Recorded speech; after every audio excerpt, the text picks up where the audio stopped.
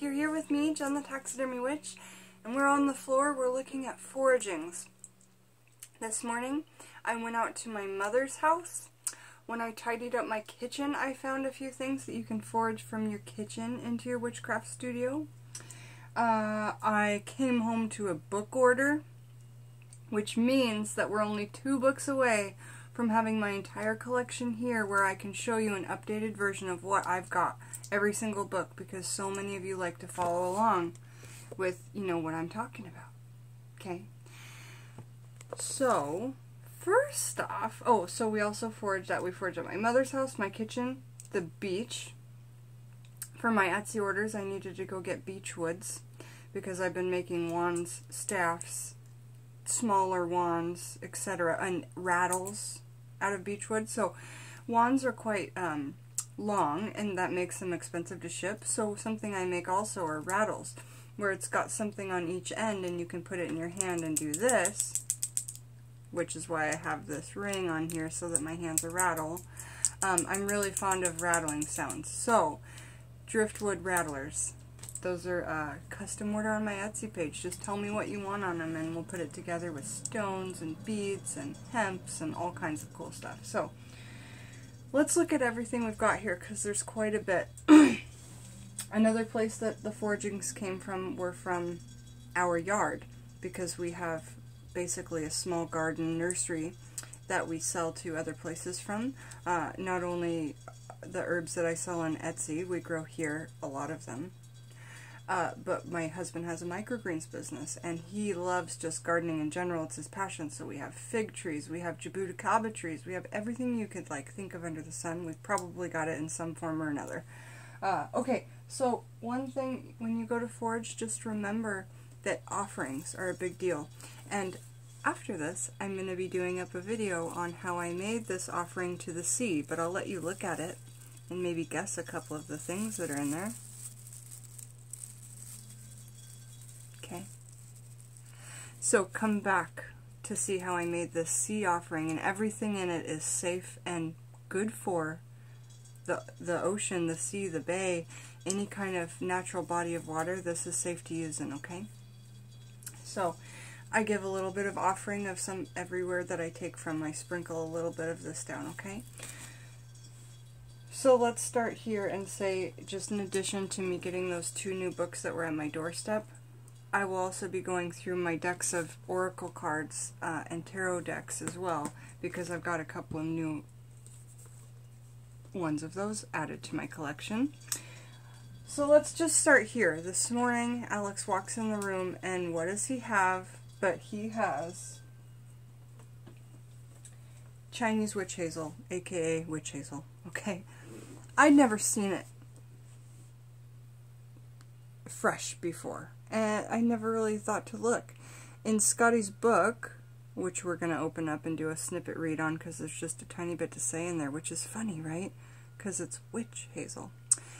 In medicinal, and I'm not a doctor by any means, so this is friendly advice from a book written by a naturopath. David Hoffman talks in this book, the Herbal Handbook, about how it is great astringent for the skin. And if you've used witch hazel in the past, that's probably how you've used it.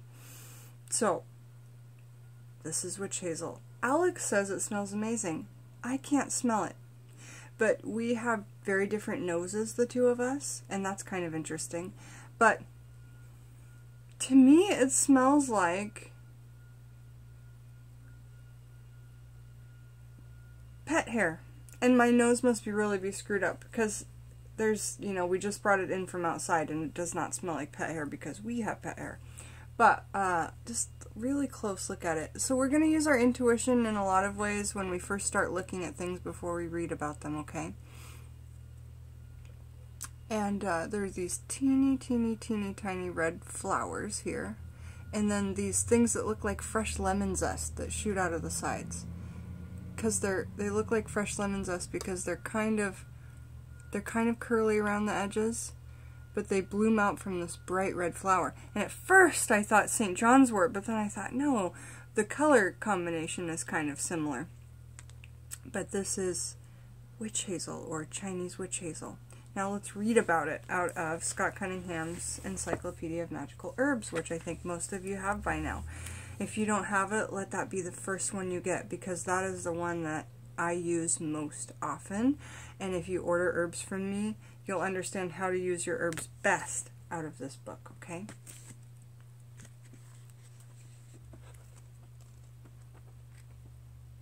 So, under witch hazel, it pops up, and they're all alphabetical. It pops up and says, witch hazel. Folk names, snapping hazelnut, spotted alder, or winter bloom. Do you see the bouquet of it back there? It's quite beautiful. Planet, the sun. Looks like sun. Gender, masculine. Element, fire.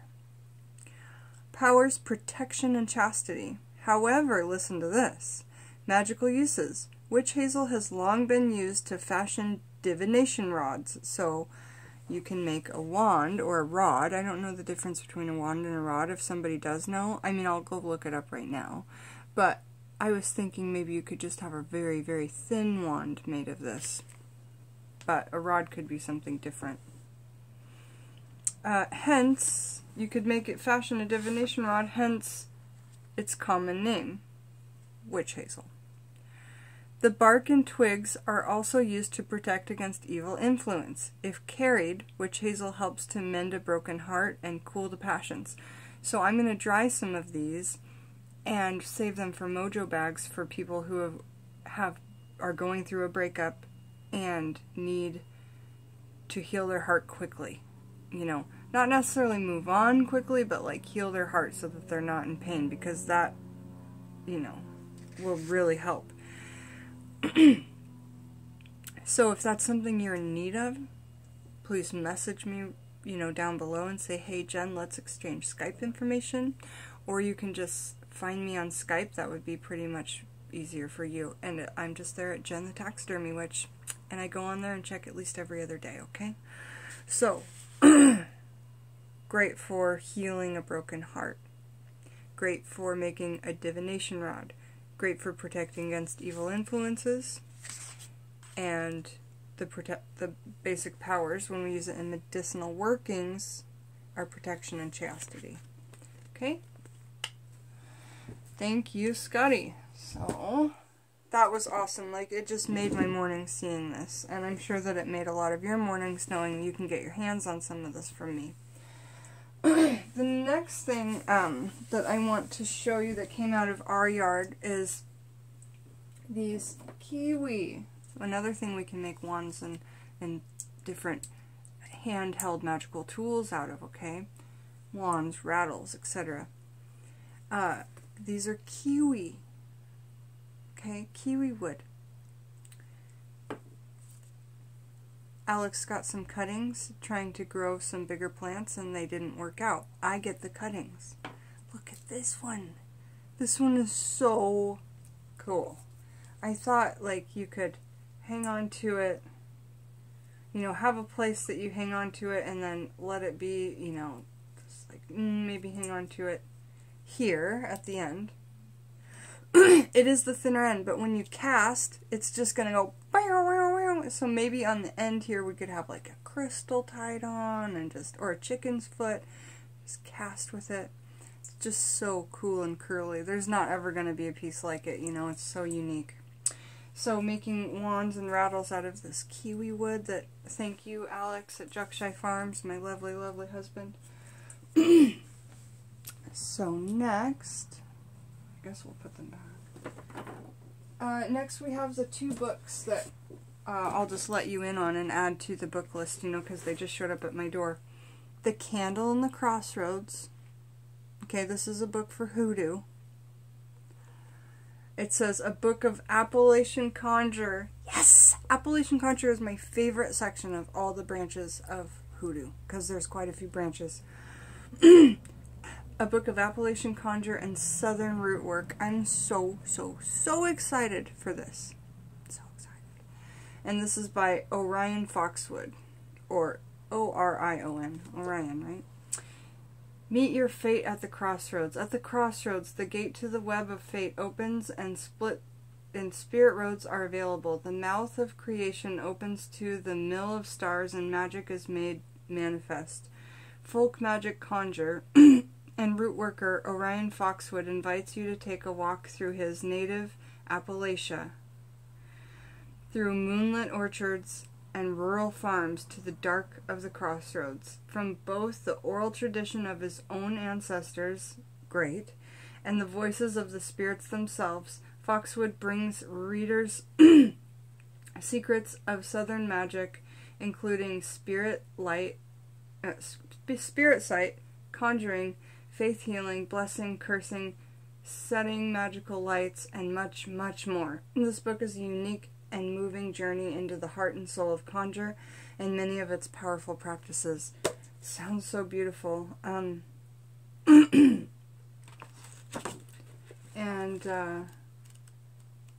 I will quickly read the table of contents. We've got a preface, acknowledgments, magic and the spirit light in my folk culture at personal work, a view from within. The 3 paths to cultivating the spirit, the origins of Southern conjure and root doctoring, the nature and power of conjure, growing your spirit, baby, you stepped in something. That sounds good. Fixing yourself with good spirits, ancestral spirits and graveyard magic, gates into spirit world and encountering the dark rider, working the root. Afterward, recommended reading and resources. There's some really good stuff in there that I've not gotten in the other books, and remember the other books are not at all focused on Appalachian conjure and southern root work. So they're just general hoodoo, okay? So I'm really fucking excited about this. Now next, before I forget and just set it down, in between books I'll say, I harvested and foraged from my own kitchen this really cool Lazy Susan, which I'm guessing, no, I'm pretty sure is on bamboo. So we know that bamboo has really cool qualities. One of them is exorcism, isn't it? I do believe one of them is exorcism. So I'm going to decoupage this baby. You could certainly leave it blank, but I will be decoupaging it because I want to put workings on there and then hold my hands over it while it spins. I'll be doing this. And I'll be putting my energy all over that working while it's spinning. So I'm really excited about this Lazy Susan. And again, I may leave it the way it is, but I'm probably going to decoupage it. With words and intention all over it, you know, so that this whole thing is just like my intention pasted on there, and then I'm really excited. So that is the Lazy Susan I harvested. Woohoo! The next book we've got on our awesome and killer reading list, this is for the Hoodoo in Bed series. You know, these are the new books that I've ordered for that. Stick, Stones, Roots, and Bones, okay? Yeah. Hoodoo, Mojo, and Conjuring with Herbs. Because not a lot of, I can't say for this one so far, but the 3 others only had tiny bits on herbs, and most of the herbs I didn't have. So I'm really excited that right on the title it says with herbs. I'm guessing by that it means that the main focus of this is going to be with herbs and of course bones, right? And none of the other ones talk about particular bones that I've read to you all on my channel.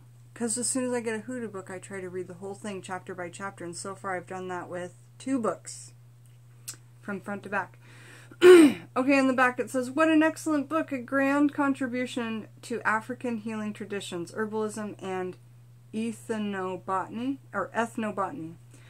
Written with the expertise of someone who truly understands from personal background and experience the rich complexity of the African healing traditions. Stephanie Rose Bird explains in great detail and depth the multicultural history of African folk medicine and its influence on many other systems of healing found throughout the world. Sticks, Stones, Roots, and Bones is full of practical advice, recipes, and tips on how to apply this ancient system of root work in our modern lives. I like that too. How can we add it in our everyday lives? So far my hoodoo books haven't talked about that. I love every page and plan to use this practical and inspiring book as a reference in my programs and classes. Rosemary Gladstar said that, an herbalist, author, and founder of United Plant Savers of California School of Herbal Studies. Well, I'm going to look in that school because that sounds amazing. Maybe not for myself, but just so you guys have a reference if you wanted to go to school. But next, I'm going to look into Rosemary Gladstar because she sounds great. Then there's some more things that it says by other people. But basically it says, explore the history, mystery, magic of Hoodoo. Hoodoo is an eclectic blend of African tradition, Native American medicine. I'm so glad they added it in there because, again, I talked about my new book on Native American medicine and how the ancestors of Hoodoo really got a lot from them because they were using magical and very mystical ways. And they were oppressed by the Europeans coming in. They were put on reservations, right? And we still have reservations here in the United States. Of course, they don't have to stay on them, but they're still here. And, you know, look into that what happens there. But anyway, I'm glad that they brought this into this book, talking about Native American medicine. Judeo-Christian ritual and European magic. Okay, so they're even bringing the European into it. Interesting. Tracing Hoodoo's roots back to Africa, Hoodoo practitioner Stephanie Rose Bird provides a fascinating history of its nature based on healing traditions, showing you how to use Hoodoo magic in your everyday life. Learn how sticks, stones, roots, and bones, the basic ingredients in a Hoodoo mojo bag, can be used in rites, spells, and ceremonies to bless your home, find love, attract wealth, offer protection, and promote health and happiness. Now here's the deal. When I get these books, and it's not going to be today, tomorrow, or the next day, but when I get 2 days off, I'll sit and I'll read this whole thing in bed to you guys chapter by chapter, and I upload chapter by chapter. If you want to follow along and write in your opinions and my opinions and notes on the side, looks like there's plenty of space, guys. Look at all that space. Plenty of space. So that's why I let you guys know that, because I know that a couple of you do that, and over time a lot of you will be doing that, right? So it's a good... Here's a suggested reading list. Now, I've not read any of it, but I'm telling you, it sounds amazing, and I get a feeling. And they're usually pretty close to being great all the time. I'm 90% on my feelings. So these 2 Hoodoo books, they'll be coming up on Hoodoo and Bed, alright? Now, we've got, like, what did we forage, alright? What did we forage? When we got to the beach, I found these dead. I guess they're dead. I mean, they're completely black, but or are they just beach flowers? I don't know, but they're lovely and gorgeous and very, very pretty. So a lot of times I've taken these and made beach bouquets. And they never really die. You know, they never really change, so I think they are dead. I'm not sure. When I went to pick them, again, I sprinkled some of this offering that we're going to be making right after this in a video, and that'll be a quick video. It's so quick and easy to do, you know, quick and easy. Next, I found this really cool rock that I thought might have been brick, like, but it could be sea polished brick, I don't know, but it also looks like a rock, so beautiful. And I'm going to be making a necklace and putting it on my Etsy page of this. It was worn by the sea. This hole was just worn by the sea. In a way, it's kind of like a hagstone, but it's kind of like a hag shell necklace. But I love oyster shells. They've got some great protective, of course, qualities. Shells are so protective, aren't they? It's gorgeous. So that'll be for a cool necklace. I'm also going to find a way to drill into shells and hopefully make this into a necklace. This is just a little baby oyster shell that was there on the beach. Here I found a mermaid bone. I have no idea. It looks like one of those mermaid heads. So I might actually make it into a fake mermaid head. Don't know. Do you guys know what this bone is? It's got like a skull type thing. And then a fin. What is this? It's like the turkey of the sea. I don't know, but it was just on the beach. It's got this edge on it, if that helps.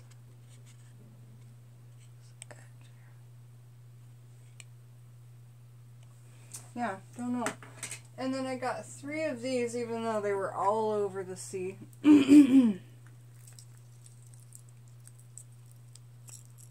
Purple kind of clams, and on the outside they're just coated with seaweed. I could scratch that off, but I like to leave them rustic looking because it almost looks like it's meant to be there, how the seaweed just sticks to the front. I may just decoupage that right on there. What do you guys think? Tell me in the comments. Should I clean it up or decoupage the seaweed on there for the magical benefits, you know? And they're just beautiful inside. And you know, if I keep them together, I could put a tea light on the inside. Really cute. Remember how we did the video to melt and put tea lights inside of things? We did them with the green mussels. It was a green mussel tea light DIY. Here's one. And I forged these from my dinner plate. So we could do that in there with the teeny tiny tea light.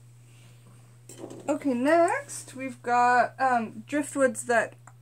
Now, there's a difference between driftwood and drifted woods. Also, the tide was in when I foraged today.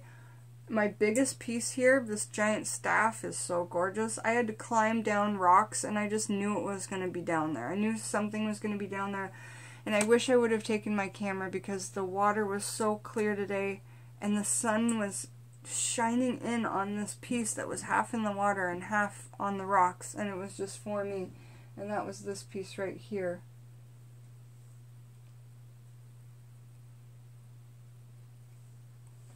It's very long. It's 4 feet, but look how amazing. Oh god, it's so shiny. It needs to be dried, of course. There's an area for you to put 3 stones because there's 3 knots in the wood there, or of course you could just leave it as is. But it's just got some darks to it, and it's just got this natural spooky looking face. And there's a bit of a split in the wood, but that makes you able to tie on like stones and stuff. And let me stand up here with it, and we'll see how tall it is with me. See how beautiful that striping is. And I knew there was a reason to climb down there. Okay, so it's kind of the perfect staff height. This would be expensive to ship, but awesome, you guys. There's a big split in here, so I could make all kinds of things coming out of there. But it's a big, healthy staff. I'm going to dry it in the sun. The shape is a little bit funny when it comes down to the bottom of the feet. It's not exactly straight, as you can see. But... you know, carry it however you like. Flip it upside down and make this part the bottom. And instead turn it up this way. Okay?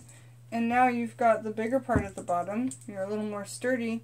I actually like this. If nobody orders this, I'm totally digging this. Because it bends out the back way. So if you put your weight into it, it has a natural bend anyway.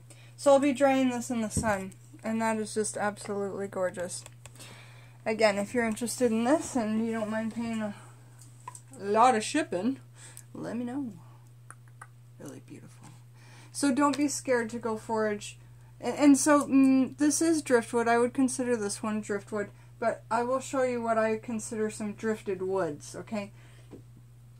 So this wood was down in the sea. But... it obviously is not. I don't even consider this a drifted wood. It was just on the beach. So we may have had a little storm down there. This one's covered in some beautiful lichens and moss. And even some living culture down here. I guess I'm going to be stripping everything off of this. But it would be nicer just to dry it with all those living cultures on there. It would be so cool. But yeah, we'll strip this and save it for a wand. And that will just be, we'll figure out what the tree is. It may be some kind of like white birch. I'm not sure. I'm not the tree person. But I will find out because my uncle is. So next we've got this one that is... oh, that comes about to your mid-thigh. And it's got some cool knots on it. You know. It could be a staff for a little kid. Oh, this would be the cutest little kid staff, I swear. So we'll dry that out in the sun, and then also on top of the air vents. This one's quite nice. It's an exact, like, this would be, you know how you guys, I always tell you I like to bang things in my magic, and I like to get the energy of slamming things on the ground. This is a great slamming stick. So as soon as I get this dry, I'll have this slamming stick on my Etsy page. And see where the crack is in the wood? That's where you put the chicken feet coming out of the top, or hang the jewels coming down so that there's a rattling of some jewels when you smack the stick, okay? There's a cross in the top, so maybe this is a crossing stick since naturally there's a cross in it. However you put your intention into it, that's what it's going to be, you know? But this one's going to really look great. And this is definitely driftwood. It was just in the water today. And then next, these ones might be what you call drifted woods, okay? This one was up on the beach. It's got a cool bit for a wand to put a chicken hand, tie it on the end, a chicken foot. And this is a great size wand right here. Right? Driftwood. Just got to get it dried. And if you can't find a natural split in the top, whoop, once it's dried, maybe you can just try and open one, but maybe not. It's up to you. Or you can try and cut one. But that's a good way to not use an adhesive and just tie stones to it. I try really hard on my wands not to use adhesives, but sometimes they just won't stay. This one could be a small wand because, well, it's at the wand size, right? Or you could use it for a rattling stick. This one's definitely more of a rattle. And, you know, this one could be a wand or whatever you want to make it into, really. This one you could make into a broom, like a little sweeping up broom. Besom, besom, how do people say that? Besom. So this one already has like a branch out, make it into a little besom. So, what else? Is that everything? Nope, I wanted to talk about one more thing. What we have back on the... Oh no, 2 more things. Right? 2 more things. So all those drifted wood, really cool stuff. Excited about all that stuff. However, we've got some stuff here that it's no pun intended trigger warnings, because I harvested these and foraged them from my dad's house, and he saves all of his shell casings for melt value, because you can melt the metal and you can, like, so he goes out in the woods and like finds the metal and cleans it up. Well, he did when he was healthy, but now he just saves them from the bullets that he shoots. Then he saves the shell casings and then for melting. So he gave me this whole entire jar to use for jewelry or magics. And in Hoodoo, bullets are definitely used in Hoodoo, and you can just use the, it's not dangerous to use just the case that's already been fired. And think of the energy that's in this. There's so much energy in this jar. This weighs like 20 pounds, and it's got, oh, I'm going to take a guess of like, they're tiny bullet shells. So a lot, 2,000 maybe? So the energy of someone, now think, when you go to shoot a gun, you have to focus and aim. And if it's just target practice, even then you've got a lot of intention held into it, okay, on focus. So you could use bullets on focus magic, because a lot of, if you really needed to, like, focus, you could do a spell for that and use bullets. Of course, you could use them in a crossing type of way. But my Hoodoo books have mentioned them, so I'll have to look and remember what it said. And if you guys have watched my me read it and remember what I've said, type it below. I'm not going to remember everything I've said. I use my videos as a personal book in Shadows and Grimoire as well, But then I've got some multi-size here. I'm also going to be making jewelry on my Etsy of all kinds of, like, dangly earrings with these little tiny ones. Remington, dangly earrings. That's so cool. These are all different sizes. You can do tiny workings inside the bigger shells, but I think I'm going to do necklaces out of them. And I will definitely be, I don't know if you can sell them online. Like, if I could sell them on my page or not. But you can make them into jewelry and sell them, so I don't see why you couldn't, do the other. Either way, that's what I got these for.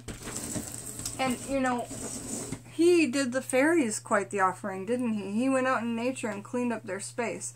Now, it's brass, so honestly, the fairies like brass. It's shiny, it's a nice, healthy, good metal. It's not one of the yucky ones. And another thing for hoodoo, old rusty nails and screws, okay? Or just any magic. These are great for any witchcraft. Lastly, I want to talk about the things on here. If you are going to the graveyard to get dirt or anything, in the car, it's really good to have a few things.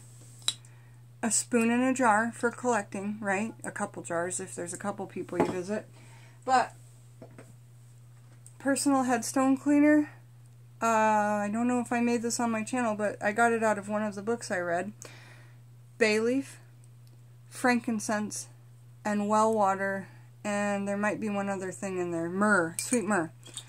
Shake it up, and it's a headstone cleaner for gravestones. It doesn't look the prettiest, but it smells amazing, and I have it in this beautiful glass bottle that I bless in the moonlight.